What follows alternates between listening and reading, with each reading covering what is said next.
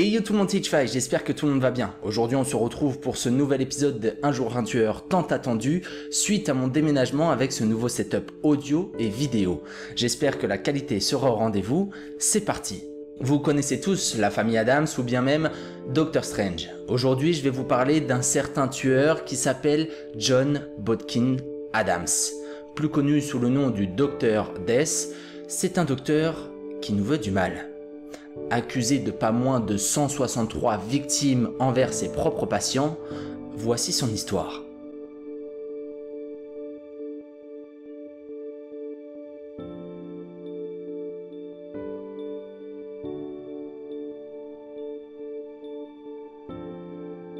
Le médecin généraliste Addams a été acquitté de ses meurtres en 1957.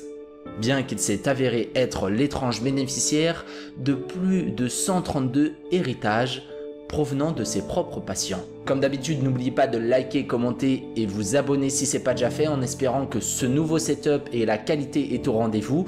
On se retrouve pour les prochaines vidéos de Protox mercredi et moi tous les samedis. Je vous souhaite un horrible visionnage à tous les psychopathes que vous êtes. C'est parti. Avant de commencer cette vidéo, je voulais vous faire noter un fait intéressant par rapport au Dr Death. Il n'a pas eu d'enfance difficile, ni aucun souci de santé ou de comportement étrange envers des animaux ou des camarades. Le cas du Dr John Bodkin Addams est spécial car le médecin généraliste n'a jamais été reconnu coupable de meurtre ou de négligence professionnelle. Cependant, des années après sa mort, les opinions contradictoires subsistent quant à la question de savoir si Bodkin Addams était coupable de meurtre ou d'euthanasie. Pour certains, il est considéré comme un précurseur du meurtrier médical de masse, le docteur Harold Shipman, tandis que d'autres pensent qu'il s'est simplement perpétré des meurtres par compassion à l'époque où des analgésiques étaient le seul moyen de soulager la souffrance terminale. Pour la petite histoire et sûrement un futur épisode, voici qui est le docteur Harold Frederick Shipman. C'est un médecin généraliste anglais lui aussi, qui est jusqu'alors le tueur en série de l'histoire criminelle en Angleterre qui a commis le plus de crimes. Plus de 250, même si 15 seulement, lui ont été imputés. Le docteur John Bodkin Addams était médecin généraliste dans l'élégante ville balnéaire d'Eastbourne, dans le Sussex. Solitaire, il semblait peu soucieux de bénéficier des cadeaux, des biens et héritages de ses patients âgés et riches.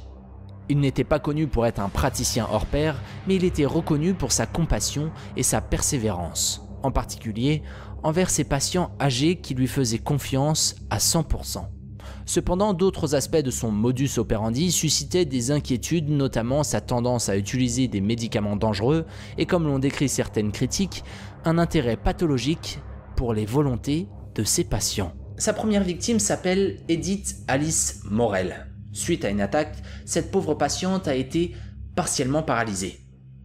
C'est suite à cette histoire que le Dr Addams a trouvé un certain remède à base d'héroïne et de drogue en tout genre. Ce traitement était à l'origine basé pour soulager ses malaises, ses troubles d'irritation et tous les symptômes liés à sa maladie. Cependant, 3 mois avant la mort de Morel, le 13 novembre 1949, elle a ajouté une clause à son testament stipulant qu'Addams ne devait rien recevoir. Malgré cette clause, et étonnamment, le docteur Addams, qui soutenait que Morel était mort de cause naturelle, reçut tout de même une petite somme d'argent, des couverts et une Rolls-Royce. La deuxième victime présumée du docteur Addams n'est survenue que 7 ans après la mort de Madame Morel. Gertrude Hulett était une autre patiente du Dr Addams qui est tombée malade puis a perdu connaissance. Bien qu'elle ne soit pas encore morte, il a appelé un pathologiste local, Francis Camps, pour prendre rendez-vous en vue d'une autopsie. Lorsque Camps a réalisé que Hulett était encore en vie, il a accusé le Dr Addams d'une incompétence extrême, ce qui, soit dit en passant, n'était pas totalement faux. Le 23 juillet 1956, Gertrude Hulett meurt et Adam enregistre la cause du décès comme étant le résultat d'une hémorragie cérébrale. Une enquête officielle a cependant conclu qu'elle s'était suicidée. Les Camps ont fait valoir qu'elle avait été empoisonnée avec des somnifères. Comme Madame Morel avant elle, Hulett a laissé plusieurs objets de valeur au Dr Addams, dont une Rolls-Royce. Les ragots autour d'Adams ont commencé à circuler dans la communauté très soudée du bord de mer. Il n'y avait pas de doute quant à la véracité des allégations selon lesquelles Adams était un ange de la mort, s'attaquant aux veuves vulnérables et riches. Ou alors un ange de la miséricorde, soulageant gentiment la souffrance. Il semble que la mort de Hulett en 1956 ait précipité un état de fait qui devait attirer l'attention des autorités sur Adams. Les ragots de la ville faisant bon train au sujet du Dr Death, la police n'eut d'autre choix que d'ouvrir une enquête à son sujet, jusqu'à, au final, arrêter notre protagoniste. Beaucoup de témoignages ont été recueillis et son mode opératoire a été identifié. S'occuper de vieilles veuves riches de la station de luxe balnéaire où il habitait et où il travaillait, afin de les soigner, si on peut appeler ça comme ça, puisque lorsqu'il avait son nom d'inscrit dans les testaments, il s'occupait minutieusement de leur donner une dose mortelle de médicaments afin de toucher l'héritage. Les accusations et les oui-dire avaient atteint un tel point que la police locale n'avait guère d'autre choix que d'entreprendre des enquêtes. Dans le même temps, la presse s'est emparée de l'histoire et, presque à la manière d'un procès par les médias, a contribué à renforcer l'idée qu'Adams était un médecin généraliste aux mauvaises intentions. Un titre, Enquête sur 400 testaments, a sans doute contribué à alimenter l'idée qu'Adams était un tueur potentiel. La police a enquêté pendant plusieurs mois en 1956. Puis le 1er octobre de cette même année, elle a confronté le docteur Adams à ses soupçons concernant la mort de Madame Morel. Pour sa défense, Adams a fait valoir que sa patiente malade souffrait terriblement de douleurs et qu'elle voulait mettre fin à ses jours.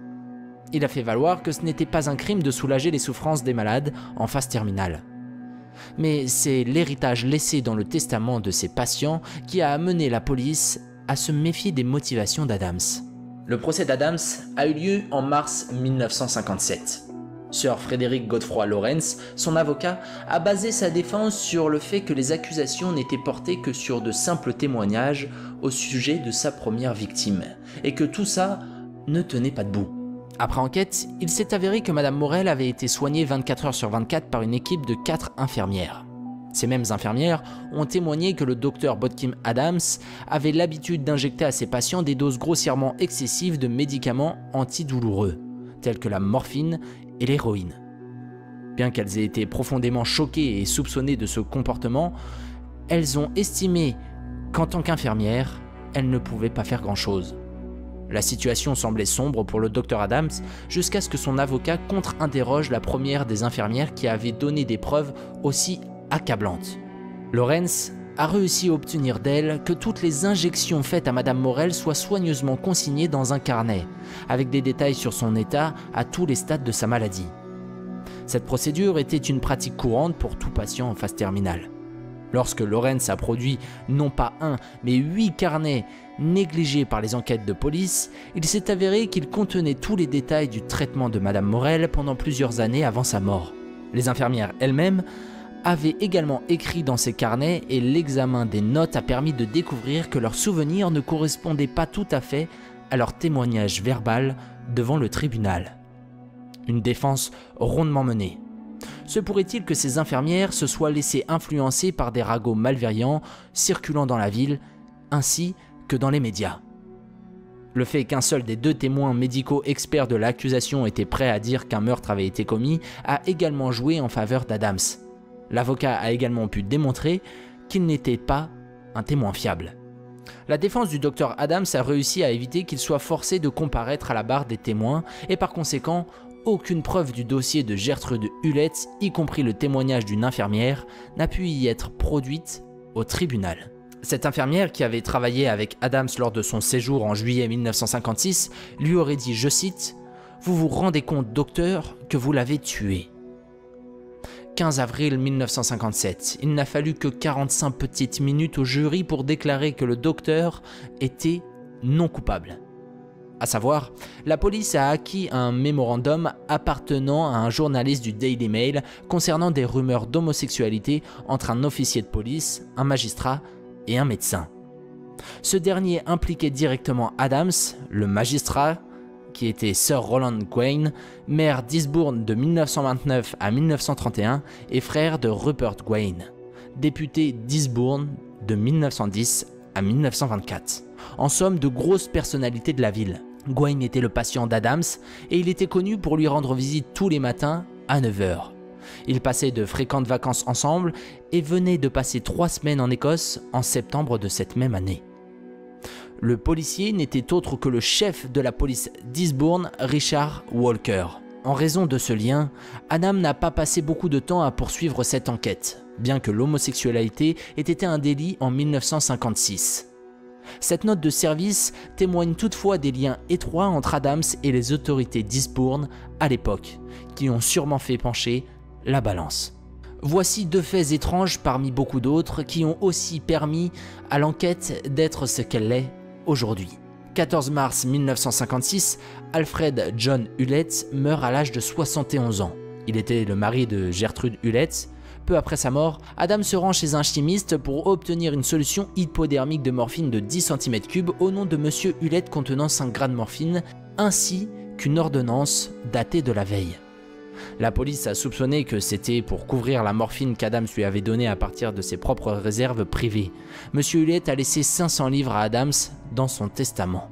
15 novembre 1956. Annie Sharp, témoin principal. Propriétaire de la maison d'hôte où les Niels Miller, des victimes du docteur, sont morts. Elle aussi meurt pendant l'enquête de police d'une carcinomatose de la cavité péritonéale. Adams avait diagnostiqué un cancer 5 jours plus tôt et lui avait prescrit de la morphine ainsi que des hyperturiques et 36 comprimés de pétidine. Adam avait eu l'occasion de l'interroger mais ne pourrait jamais la faire comparaître au tribunal suite à sa mort. Elle fut elle aussi incinérée. Malgré le verdict de non-culpabilité, la police était persuadée que le docteur Adams était coupable de 2 meurtres, mais aussi de disparitions très étranges de nombre de ses patients. La presse elle aussi partageait l'opinion de la police. Un journaliste de l'époque, de Fleet Street, a déclaré que les forces de l'ordre avaient été obligées d'accélérer les procédures même si le dossier n'était pas prêt, puisqu'il avait déjà tué tellement de personnes qu'il était sûr et certain qu'il allait continuer et qu'il fallait qu'il l'arrête au plus vite. Après le procès, Adam a démissionné du service national de santé.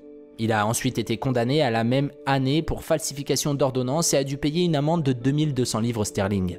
En conséquence, il a été radié du registre médical. Le docteur a passé les jours restants à Eastbourne malgré sa réputation ternie, certains croyant encore qu'il avait assassiné au moins 8 personnes. D'autres, notamment des patients et des amis, sont restés convaincus de son innocence. En 1961, il a été réintégré comme médecin généraliste. Le 4 juillet 1983, Adam meurt à l'âge de 84 ans. Au moment de sa mort, sa fortune s'élevait à 402 970 livres sterling, soit environ 450 000 €. Il a reçu des parts d'héritage jusqu'à sa mort. Voilà pour l'histoire du Dr Adams, aka le Dr Death. Il a terminé sa vie tranquillement, comme je vous l'ai dit, dans sa station balnéaire, vivant des héritages qu'il a pu soutirer à toutes ses victimes.